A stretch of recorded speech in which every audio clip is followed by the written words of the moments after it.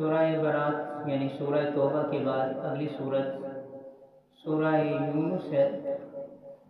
اس صورت کا نام سورہ یونس اس صورت کی آیت نمبر 98 کی وجہ سے رکھا گیا ہے کہ جس میں حضرت یونس علیہ السلام کا ذکر آیا ہے۔ یہ مکی صورت ہے اور مکی صورتوں میں زیادہ تر 3 موضوعات پر گفتگو ہوتی ہے، 3 موضوعات کا ذکر ہوتا ہے۔ ایک توحید کہ مشرکین مکہ توحید کے قائل نہ تھے، اللہ رب العزت کی ذات و صفات میں شرک کیا کرتے تھے، اس لیے مکی صورتوں کے اندر اللہ رب العزت نے توحید کو بڑے اعلیٰ پیمانے پر بڑے خوبصورت اسلوب اور انداز میں جو ہے وہ ذکر فرمایا ہے۔ اور دوسری چیز رسالت کا ذکر ہوتا ہے کہ وہ لوگ آپ صلی اللہ علیہ وسلم پر ایمان لانے سے انکاری تھے، تو اس لیے رسالت کا ذکر۔ اور تیسری چیز جو ہے وہ آخرت کہ وہ لوگ دوبارہ اٹھائے جانے سے انکار کر رہے تھے، تو اس لیے آخرت کا ذکر۔ تو اللہ رب العزت نے سورت کی ابتدا الف لام را حروف مقطعات سے فرمائی ہے، اور قرآن مجید میں 29 صورتوں کی ابتدا الف لام را یعنی حروف مقطعات سے ہوتی ہے، اور اس کے بعد اللہ رب العزت اس کے متصل بعد جو ہے قرآن مجید کی عظمت کو بیان کرتے ہیں۔ یہاں فرمایا تلک آیات الکتاب الحکیم کہ یہ آیات ہیں حکمت بری کتاب کی، اور پھر اس کے بعد اللہ رب العزت نے وحی کا ذکر فرمایا کہ کچھ لوگ یہ اعتراض کرتے ہیں، تعجب کا اظہار کرتے ہیں کہ آپ صلی اللہ علیہ وسلم جو کہ ہم انسانوں میں سے ہی ایک مرد ہیں، تو آپ کے اوپر کیسے جو ہے وحی نازل ہوگی؟ تو یہ اللہ رب العزت جس کو چاہتے ہیں نبوت کے منصب پر سرفراز فرماتے ہیں، اس میں کوئی تعجب والی بات نہیں ہے۔ اور پھر اس کے بعد اللہ رب العزت نے اپنے توحید کا ذکر فرمایا ان ربکم اللہ الذی خلق السماوات والارض کہ بے شک تمہارا رب وہی ہے جس نے زمین و آسمان کو پیدا کیا، اور بڑے یدبر الامر بڑے اچھے طریقے کے ساتھ پوری کائنات کے نظام کو جو ہے وہ چلا رہا ہے۔ الیہ مرجعکم جمیعا تم سب کو اللہ کی طرف جو ہے وہ حاضر ہونا ہے۔ اور پھر جیسے اللہ رب العزت نے پہلے پیدا کیا ثم یعیدہ، اسی طرح دوبارہ جو ہے وہ اٹھائے گا کہ انسان کا ایک پورا جو ہے اس کے انگوٹھے انگلیوں کے نشانات بھی ویسے ہی ہوں گے جیسے کہ دنیا کی زندگی میں، تو کسی قسم کا بھی کوئی تفاوت تو کوئی فرق اس میں نہیں ہوگا۔ وَهُوَ الَّذِي جَعَلَ الشَّمْسَ ضِيَاءً پھر فرمایا کہ اللہ رب العزت نے سورج کو جو ہے وہ سراپا روشنی بنایا، چاند کو روشنی عطا کی، اور پھر دنیا کی پھر دن اور رات کا آنا جانا، یہ بہت سی نشانیاں ہیں۔ ان الذین لا یرجون لقاءنا جو لوگ اللہ رب العزت سے ملاقات کی امید نہیں رکھتے، ورضوا بالحیات الدنیا اور دنیا کی زندگی پر وہ خوش ہیں، واطمأنوا بها اور اس پر وہ مطمئن ہیں، اور اپنی پوری زندگی جو ہے وہ دنیا کمانے میں مگن رکھتے ہیں، تو ایسے لوگوں کا ٹھکانہ جو ہے وہ دوزخ ہے۔ اور اس کے مقابلے میں جو لوگ اہل ایمان ہیں اور ایمان لانے کے بعد اعمال صالحہ کرنے والے ہیں، تو فرمایا کہ اللہ رب العزت نے ان کے لیے ایسی جنتیں تیار کر رکھی ہیں، دعواہم فیہا سبحانک اللہم جہاں ان کی پکار جو ہے وہ سبحانک اللہم ہوگی کہ اے اللہ تو ہر کمزوری سے ہر عیب سے پاک ہے۔ اور پھر جب یہ جنتی آپس میں ملاقات کریں گے تو فیہا سلام کریں گے آپس میں، اور پھر جب رخصت ہوں گے تو کہیں گے وآخر دعواہم ان الحمدللہ رب العالمین یعنی الحمدللہ رب العالمین سے ان کی گفتگو کا اختتام ہوگا۔ اور پھر اللہ رب العزت نے قرآن مجید کے حوالے سے ذکر فرمایا کہ وقال الذین لا یرجون لقاءنا ائت بقرآن غیر ھذا او بدل کہ یہ لوگ جو ہیں جن کو آخرت کے اوپر یقین نہیں ہے، یہ آپ صلی اللہ علیہ وسلم جب قرآن مجید کی آیات ان کے سامنے تلاوت کرتے ہیں تو یہ منکر لوگ یہ کہتے ہیں کہ تم کوئی اور قرآن لے آؤ اور بدل یا اسی کو تبدیل کر دو، تو آپ صلی اللہ علیہ وسلم ان سے فرما دیں کہ من تلقاء نفسی ایسا نہیں ہے کہ یہ قرآن میں اپنے پاس سے جو ہے وہ اس کو پڑھ رہا ہوں، بلکہ اللہ رب العزت کی جانب سے جو ہے اس کا نزول ہوا ہے، اور اللہ رب العزت جیسی آیات چاہتا ہے ایسی آیات جو ہے وہ نازل فرماتا ہے۔ دیکھو قل لو شاء اللہ ما تلوت علیکم ولا ادراک فقد لبثت فیکم عمرا من قبل میں نے اپنی زندگی کا ایک بہت بڑا عرصہ جو ہے وہ تم نے گزارا ہے، کیا میں نے اس سے پہلے کوئی اس قسم کا دعویٰ کیا ہے یا میری زبان زبان سے اس طرح کے الفاظ یا اس طرح کا کلام سنا ہے۔ جب اللہ رب العزت نے یہ کلام نازل کرنا شروع کر دیا تو پھر میں نے بھی آپ کے سامنے اس کی تلاوت جو شروع کر دی۔ قُلْ فَأْتُوا بِسُورَةٍ مِثْلِهِ، اگر تم یہ سمجھتے ہو کہ یہ کلام الہی نہیں ہے کہ تمہیں اپنی زبان کے اوپر بڑا ناز اور بڑا فخر و تکبر ہے، تو اس جیسی کوئی ایک صورت، سب سے چھوٹی صورت سورہ کوثر 1 لائن کی 3 آیات کی ہے، وہی جو ہے اس جیسی ہی صورت کوئی بنا کے لے آؤ اگر تم لا سکتے ہو۔ اپنی معاونت کے لیے جنات اور دوسرے انسانوں کو بھی جو ہے معاون بنا لو، لیکن ایسا ممکن ہی نہیں ہے۔ اور پھر فرمایا کہ وما تكون في شأن، بلکہ اس سے پہلے یا ایھا الناس قد جاءتكم موعظة من ربكم وشفاء للناس، اے لوگوں غور سے سنو کہ یہ قرآن جو ہے وہ تمہارے لیے واعظ اور نصیحت کی کتاب ہے، وہدن سراپا ہدایت ہے اور سراپا رحمت ہے۔ اور اس فضل کے اوپر جو ہے وہ اللہ رب العزت کا جو ہے وہ شکر ادا کرنا چاہیے کہ اتنی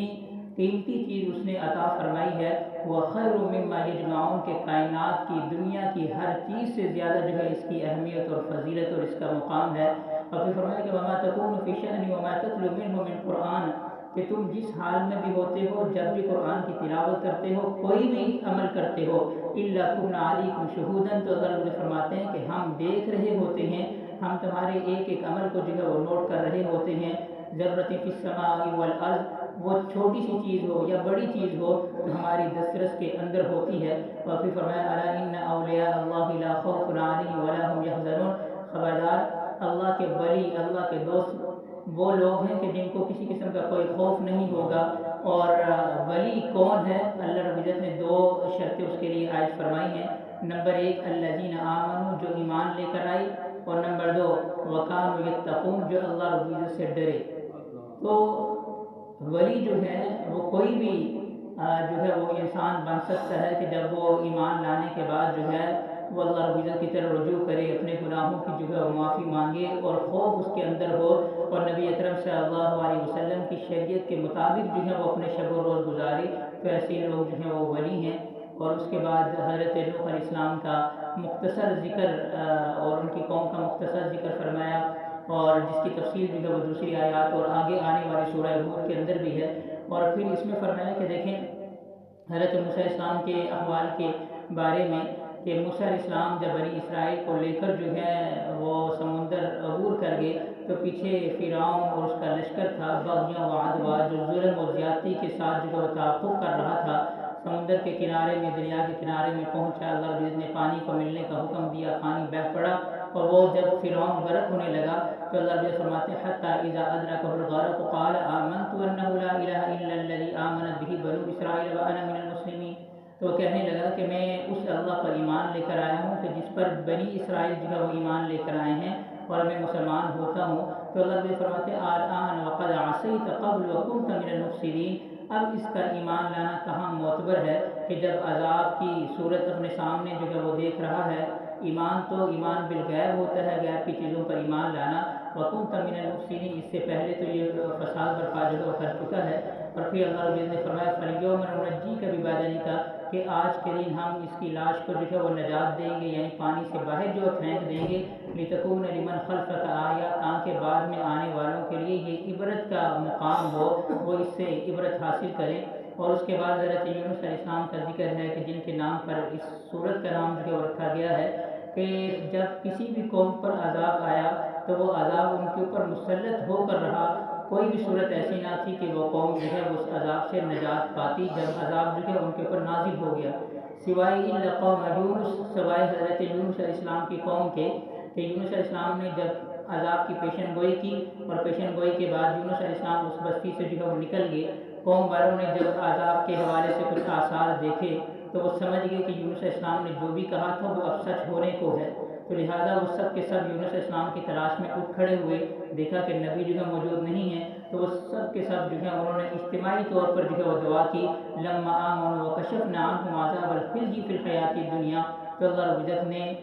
دردناک عذاب جو ہے وہ ان سے دور کر دیا، اور ایک مدت تک جو ہے وہ ان کو ایک مہلت دے رکھی۔ اور اس کے بعد اللہ رب العزت فرماتے ہیں کہ دیکھیں وَإِن يَمْسَسْكَ اللَّهُ بِضُرٍّ فَلَا كَاشِفَ لَهُ إِلَّا هُوَ، تمہیں جب بھی کوئی تکلیف پہنچتی ہے تو اللہ کے سوا وہ کوئی بھی دور کرنے والا نہیں ہوتا۔ اور پھر اس سے پہلے فرمایا کہ وَإِذَا مَسَّ الْإِنسَانَ الضُّرُّ دَعَانَ لِجَنبِهِ أَوْ قَاعِدًا أَوْ قَائِمًا، کہ انسان کو جب کوئی تکلیف پہنچتی ہے، اٹھتے بیٹھتے لیٹتے وہ اللہ ہی کو پکارتا ہے، لیکن جب ہم اس سے وہ تکلیف دور کر دیتے ہیں کأن لم يدعنا إلى ضر مسّا، تو پھر وہ ایسا ہی ہو جاتا ہے جیسے کہ اس نے کبھی ہمیں پکارا ہی نہیں تھا۔ اور پھر اس کے بعد سورہ ہود ہے۔ اس سورت کا نام سورہ ہود اس لیے رکھا گیا ہے کہ اس میں حضرت ہود علیہ السلام کا بالتفصیل جو ہے وہ ذکر ہے، دیگر انبیاء علیہ السلام کا بھی ذکر ہے، اور یہ بھی مکی صورت ہے، اور اس صورت کے اندر بھی توحید، رسالت اور آخرت کے موضوعات سے جو ہے بحث کی گئی ہے، اور یہ بھی حروف مقطعات سے اس کی ابتدا ہوتی ہے، اور اس کے بعد عظمت قرآنی کا ذکر ہے۔ پھر اللہ رب العزت 12ویں پارے کے آغاز میں فرماتے ہیں وَمَا مِن دَابَّةٍ فِي الْأَرْضِ، زمین میں جو بھی چیز سانس لینے والی ہے، چلنے پھرنے والی ہے، إِلَّا عَلَى اللَّهِ رِزْقُهَا، تو اللہ کی ذمہ داری میں اس کا رزق ہے، یعنی اللہ کے اوپر اس کا رزق ہے، وَيَعْلَمُ مُسْتَقَرَّهَا وَمُسْتَوْدَاهَا، اس کی ٹھکانہ، اس کی رہائش جو ہے وہ اللہ رب العزت کے اوپر ہے، لہذا کسی کو فکر مند ہونے کی ضرورت نہیں ہے، توکل کی اور اللہ رب العزت کے اوپر بھروسہ اور یقین رکھنے کی جو ہے وہ ضرورت ہے۔ اور پھر اس کے بعد مختلف انبیاء علیہ السلام کا ذکر، سب سے پہلے حضرت نوح علیہ السلام کے حوالے سے بھی تفصیل جو ہے وہ ذکر فرمایا کہ نوح علیہ السلام نے اپنی قوم کے اندر جو ہے ایک بڑے عرصے تک جو ہے وہ تبلیغ کی، قوم کے لوگوں نے جھٹلایا، کہنے لگے قالوا یا نوح قد جادلتنا فاکثرت جدالنا، کہ تو نے تو ہمارے ساتھ جو ہے بڑا جھگڑا کر لیا، فأتنا بما تعدنا، جس عذاب سے تو ہمیں ڈرا رہا ہے تو وہ عذاب لے آ۔ نوح علیہ السلام نے فرمایا انما یأتیکم بہ اللہ ان شاء وما انتم بمعجزین، کہ جب اللہ چاہے گا تو وہ عذاب تمہارے اوپر مسلط کر دے گا، جب عذاب آئے گا تو پھر تم راہ فرار حاصل نہیں کر سکو گے، اور نہ ہی تم کسی طرح اللہ کو جو ہے وہ عاجز کر سکتے ہو، اور میری نصیحت جو ہے وہ تمہیں کام نہیں دے سکتی جب تک اللہ نہ چاہے۔ اور پھر جب عذاب کا وقت آن پہنچا تو اللہ رب نے فرمایا جو ایمان لا چکے ہیں وہ تو لا چکے ہیں، لیکن جو ایمان نہیں لے کر آئے وہ ایمان لانے والے نہیں ہیں، وَاصْنَعِ الْفُلْكَ، ہمارے سامنے ہماری نگرانی میں ہماری ہدایات کے مطابق ایک کشتی تیار کرو۔ اور پھر فرمایا کہ جب حضرت نوح علیہ السلام وہ کشتی تیار کر رہے تھے كُلَّمَا مَلَأُ مِن قَوْمِهِ سَخِرُوا مِنْهُ، کہ ان کی قوم کے لوگ جب بھی حضرت نوح علیہ السلام کے پاس سے گزرتے اور ان کو کشتی کی تیاری کرتے ہوئے دیکھتے تو کہتے کہ دور دور تک جو ہے پانی کا نام و نشان نہیں ہے، کیا خشکی کے اوپر بھی کبھی کوئی کشتی چلی ہے؟ مذاق اڑاتے تو حضرت نوح علیہ السلام بھی جواب یہی عرض کرتے کہ إِنَّ نَسْخَرُ مِنْكُمْ كَمَا تَسْخَرُونَ، آج تم ہمارا مذاق اڑا لو اور کل جو ہے ہم تمہارا مذاق اڑائیں گے، فَسَوْفَ تَعْلَمُونَ، ان قریب تم جان لو گے، میں یأتیہ عذاب یخزیہ، کس پر جو ہے وہ دردناک عذاب آتا ہے، حتی اذا جاء امرنا وفارت النور، یہاں تک کہ جب وہ عذاب کا وقت آن پہنچا اور ہر جگہ سے جو ہے وہ پانی نے ابلنا شروع ہو گیا، تو اللہ رب العزت نے حکم دیا کہ اے نوح اپنی کشتی کے اندر دو دو جوڑے جو ہے وہ حیوانات کے سوار کر لو اور تمام ان لوگوں کو سوار کر لو جو تمہارے اوپر ایمان لے کر آئے ہیں، بسم اللہ پڑھ کر سارے جو ہے سوار ہو جائیں۔ حضرت نوح علیہ السلام اس دوران جو ہے وہ اپنے بیٹے کو دعوت دینے لگے، بیٹا دیکھو تم مجھ پر ایمان لے آؤ کامیاب ہو جاؤ گے، تو ان کا ایک بیٹا کہنے لگا کہ سآوی الی جبل یعصمنی من الماء، ابا جان آپ جو ہے کس عذاب سے ڈرا رہے ہیں، کیا یہ جو پانی ہے جو ابھی کچھ ہی انچ جو ہے بلند ہوا ہے، تو جب یہ مزید بلند ہوگا تو سآوی الی جبل، تو میں کسی پہاڑ کی چوٹی پر جو ہے پناہ لے لوں گا، کہاں تک جو ہے اس کا لیول جو ہے بلند ہوگا؟ تو حضرت نوح علیہ السلام نے فرمایا بیٹا ایسی بات نہیں ہے، لا عاصم اليوم من امر اللہ الا من رحیم، آج کے دن اللہ رب العزت کے سوا کوئی بھی تمہیں بچانے والا نہیں ہے۔ باپ اور بیٹے میں یہ گفتگو ہو رہی تھی، حال بینہم الموج، اتنے میں ان کے درمیان جو ہے وہ ایک موج، ایک لہر جو ہے وہ حائل ہو گئی، فکان من المغرقین، اور ان کا بیٹا جو ہے وہ غرق ہونے والوں میں سے ہو گیا۔ اللہ رب نے فرمایا کہ قال یا نوح انہ لیس من اہلک، اے نوح وہ تو تمہارے گھر والوں میں سے تھا ہی نہیں، کیوں؟ انہ عمل غیر صالح، اس لیے کہ اس کا عمل جو ہے وہ صالح نہیں تھا، نیک اعمال اس کے نہ تھے، تو لہٰذا کسی بھی کوئی بھی نسبت کام نہیں آ سکتی، کوئی رشتہ داری کام نہیں آ سکتی جب تک کہ اللہ رب العزت کے اوپر ایمان نہ ہو، تقوی نہ ہو۔ تو آپ صلی اللہ علیہ وسلم نے بھی اپنی پھوپھی حضرت صفیہ رضی اللہ تعالیٰ عنہا اور اپنی بیٹی حضرت فاطمہ رضی اللہ تعالیٰ عنہا سے بارہا یہ فرمایا کہ بیٹا میری پھوپھی آپ جو ہے وہ اپنے اعمال کے بل بوتے پر جو ہے وہ جنت میں جانے کے لیے تیاری کر لو، یہ نہ سمجھنا کہ محمد صلی اللہ علیہ وسلم میرے بھتیجے، یہ محمد صلی اللہ علیہ وسلم میرے والد محترم ہیں۔ حضرت سلمان فارسی رضی اللہ تعالیٰ عنہ کہ کہاں سے ہوتے ہوئے نبی اکرم صلی اللہ علیہ وسلم کی خدمت میں حاضر ہوئے، اسلام قبول کیا، تو نبی اکرم صلی اللہ علیہ وسلم نے ان کو اپنے گھر کا فرد قرار دیا، حالانکہ وہ فارس کے رہنے والے تھے، عربی بھی نہ تھے بلکہ اجمی تھے، اور اس کے مقابلے میں اپنے ہی برادری کے لوگ، قریش کے لوگ، ابو لہب جیسے لوگ جو ہیں آپ صلی اللہ علیہ وسلم کے گھر کے افراد ہونے کے باوجود جب آپ پر ایمان لے کر نہ آئے تو اللہ رب العزت نے فرما دیا تبت یدا ابی لہب وتب۔ ایک عرصے تک یہ نوح علیہ السلام کی قوم کے اوپر جو عذاب پانی کا یہ رہا، اور اس کے بعد جب اللہ رب العزت کو منظور ہوا تو اللہ رب العزت نے جو ہے ان کے اوپر سے وہ عذاب جو ہے وہ ختم کیا، اور انسانی آباد کاری پھر ایک مرتبہ دوبارہ سے جو ہے وہ شروع ہوئی۔ اس کے بعد حضرت ہود علیہ السلام کا ذکر ہے وَإِلَىٰ عَادٍ أَخَاهُمْ هُودًا، کہ اللہ رب العزت نے حضرت ہود علیہ السلام کو قوم عاد کی جانب جو ہے نبی بنا کر مبعوث کیا۔ یہ بھی بڑی طاقتور ترین جو ہے وہ قوم تھی، لیکن جب حضرت ہود علیہ السلام کی دعوت کو انہوں نے ٹھکرایا، انکار کیا، تو اللہ رب العزت فرماتے ہیں پھر اللہ رب العزت نے ان کے اوپر عذاب نازل کیا۔ نجینا هودا والذین آمنوا معه برحمت منا، اللہ رب العزت نے اپنی رحمت سے حضرت ہود علیہ السلام اور ان پر ایمان لانے والوں کو جو ہے وہ نجات دی، اور باقی سب جو ہے وہ عذاب کی نظر ہو گئی۔ اور اس کے بعد حضرت صالح علیہ السلام کا ذکر ہے، قوم سمود کا ذکر ہے۔ قوم سمود ایسی قوم ہے کہ انہوں نے حضرت صالح علیہ السلام سے یہ مطالبہ کیا کہ آپ ہمیں کوئی معجزہ دکھائیں، یہ چٹان ہے، اس میں سے کوئی جانور جو ہے وہ نکال کے دکھائیں، ہم آپ کے اوپر ایمان لے آئیں گے۔ تو حضرت صالح علیہ السلام نے اللہ رب العزت سے دعا کی، اللہ رب العزت نے معجزہ کا ظہور ان کے ہاتھ پہ فرمایا کہ وہ چٹان میں سے ایک اونٹنی نکلی۔ اللہ رب العزت نے فرمایا کہ دیکھو ھذہ ناقۃ اللہ لکم، یہ اللہ کی نشانی ہے، اللہ کی اونٹنی ہے، فذروها تأکل فی ارض اللہ،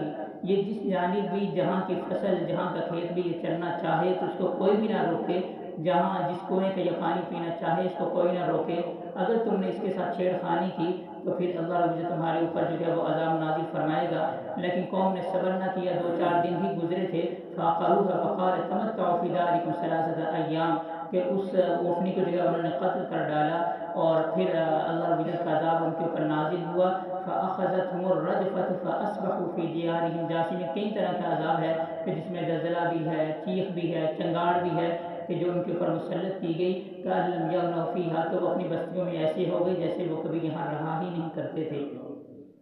اس کے بعد اگلے رکوع کے اندر 2 واقعات کا ذکر ہے کہ حضرت ابراہیم علیہ السلام کے پاس کچھ معزز مہمان آئے، تو حضرت ابراہیم علیہ السلام فوراً جو ہے ان کی مہمان نوازی کے لیے، خاطر تواضع کے لیے ایک بنا ہوا بچڑا جو ہے ان کے پاس لے آئے، اور جب ان کو دعوت دی کہ آپ کھائیں تو انہوں نے جو ہے اس کی طرف ہاتھ نہیں بڑھائے۔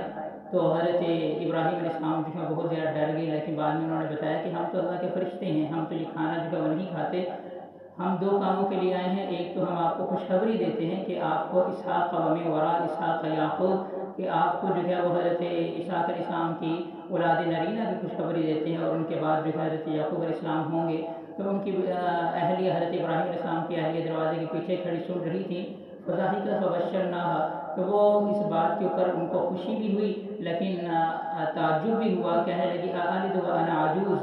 وَهَٰذَا بَعْلِي شَيْخًا، کہ میں بھی بانجھ ہو چکی ہوں، میرے شوہر بھی بوڑھے ہو چکے ہیں، یہ کیسے ممکن ہے؟ تو فرشتوں نے کہا کہ اللہ رب العزت کے لیے تو کچھ بھی مشکل نہیں ہے۔ اور اس کے بعد حضرت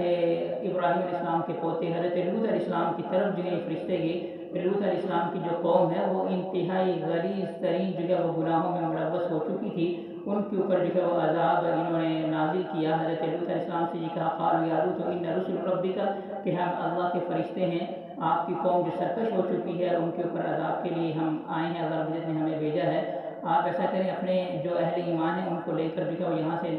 رات کے کسی بھی وقت جو ہے وہ نکل کھڑے ہوں، الا امرأتک، سوائے اپنی بیوی کے، کیونکہ حضرت نوح علیہ السلام کی بیوی جو ہے وہ اہل ایمان میں سے نہ تھی، وہ بھی عذاب کا جو ہے وہ شکار ہو گئی۔ جتنے بھی انبیاء علیہ السلام کے اقوام پر جو ہے وہ عذاب نازل ہوئے، ان میں سے سب سے زیادہ سنگین ترین دردناک عذاب جو ہے وہ حضرت لوط علیہ السلام کی قوم کے اوپر جو ہے اللہ رب العزت نے واقع فرمایا ہے، اس لیے کہ وہ ایک بہت بڑے گناہ یعنی ہم جنس پرستی میں جو ہے وہ مصروف ہو چکی تھی، اور اس کی کیفیت کے بارے میں اللہ رب العزت فرماتے ہیں فلما جاء امرنا، جب اللہ رب العزت کا عذاب آیا، جعلنا عالیہا سافلہا، تو حضرت جبرائیل علیہ السلام اس بستی کو اوپر لے گئے اور اوپر لے جا کر جو ہے پٹک دیا، پھر اتنے ہی پر جو ہے بس نہیں کیا گیا، فامطرنا علیہم حجارۃ من سجیل منضود، بلکہ ان کے اوپر ایسے پتھر کنکریاں برسائی گئیں کہ جن کے اوپر جو ہے وہ نام لکھے ہوتے تھے جن کو لگنی تھی، اور جس کی وجہ سے جس کے اندر ایک پورے ایٹم کی جو ہے وہ قوت تھی، یہ بڑا دردناک عذاب۔ اس کے بعد حضرت شعیب علیہ السلام کی بستی قوم مدین کا جو ہے وہ ذکر فرمایا، قوم مدین کی کچھ برائیوں کا ذکر کیا، سب سے اہم ترین برائی جو ان کے اندر تھی ولا تنقصوا المکیال والمیزان، کہ وہ ناپ تول میں جو ہے وہ کمی کیا کرتے تھے، اور ان کے ساتھ بھی ایسا ہی حشر ہوا کہ ایک زلزلے نے، چیخ نے، چنگاڑ نے جو ہے ان کو آن لیا، اور پھر یہ بستی ایسی ہی ہوگی جیسے کہ کبھی وہ وہاں رہا ہی نہیں کرتے تھے۔ اس کے بعد پھر حضرت موسیٰ علیہ السلام کا ذکر ہے کہ موسیٰ علیہ السلام کو اللہ رب العزت نے فرعون کے پاس جو ہے جو سرکش ہو رہا تھا تبلیغ کے لیے جو ہے وہ بھیجا، فرعون نے جو ہے وہ انکار کیا، اور اس کے بعد اللہ رب العزت فرماتے ہیں وما ظلمناہم ولکن ظلموا انفسہم، جتنی بھی اقوام کے اوپر جو ہے عذاب نازل ہوئے ہیں اللہ رب العزت نے کسی پر کسی طرح کا کوئی ظلم نہیں کیا، ان لوگوں نے خود ہی جو ہے وہ اپنے اوپر ظلم کیا ہے کہ اللہ رب العزت نے اتمام حجت کے لیے رسول ان کے اوپر بھیجے، معجزات ان کو دکھلائے، لیکن یہ اپنی ہر درمی پر جو ہے وہ قائم ہوئے، قائم رہے۔ وَكَذَلِكَ أَخْذُ رَبِّكَ إِذَا أَخَذَ الْقُرَىٰ وَهِيَ ظَالِمَةٌ، جو بستی بھی ظلم پر اتر آتی ہے پھر اللہ رب العزت کی طرف سے جو ہے وہ طرح طرح کے عذاب آتے ہیں، کبھی بیماریوں کی صورت میں، مہنگائی کی صورت میں، ان اخذہ علیم الشدید، اللہ رب العزت فرماتے ہیں کہ ہماری پکڑ جو ہے بڑی سخت ہے۔ اور اس کے بعد حضرت موسیٰ علیہ السلام کا مزید جو ہے وہ ذکر ہے، پھر اللہ رب العزت نے نماز کے حوالے سے فرمایا کہ دن کے دونوں اطراف میں جو ہے وہ نماز کو قائم کرو، ان الحسنات یذہبن السیئات، جب تم نیک عمل کرو گے تو تمہاری نیکیوں کی وجہ سے اللہ رب العزت جو ہے وہ تمہارے گناہوں کو معاف فرما دے گا۔ اس کے بعد سورہ یوسف ہے جس کے بارے میں انشاءاللہ کل ذکر کیا جائے گا۔ اللہ رب العزت سے دعا ہے کہ اللہ رب العزت قرآن و سنت کو صحیح طور پر سمجھتے اس کے مطابق اپنی زندگی گزارنے کی توفیق عطا فرمائے۔ آمین۔ الحمدللہ رب العالمین والعاقبۃ للمتقین والصلاۃ والسلام علی رسولہ محمد وعلی آلہ وصحبہ اجمعین۔ اللهم انت السلام ومنك السلام تبارك ربنا يا ذا الجلال والإكرام، ربنا فاغفر لنا ذنوبنا وكفر عنا سيئاتنا وتوفنا مع الأبرار۔ اے اللہ جتنے احباب موجود ہیں سب کی حاضری کو قبول فرما، سب کی جائز حاجات کو پورا فرما، مشکلات کو آسان فرما۔ اے اللہ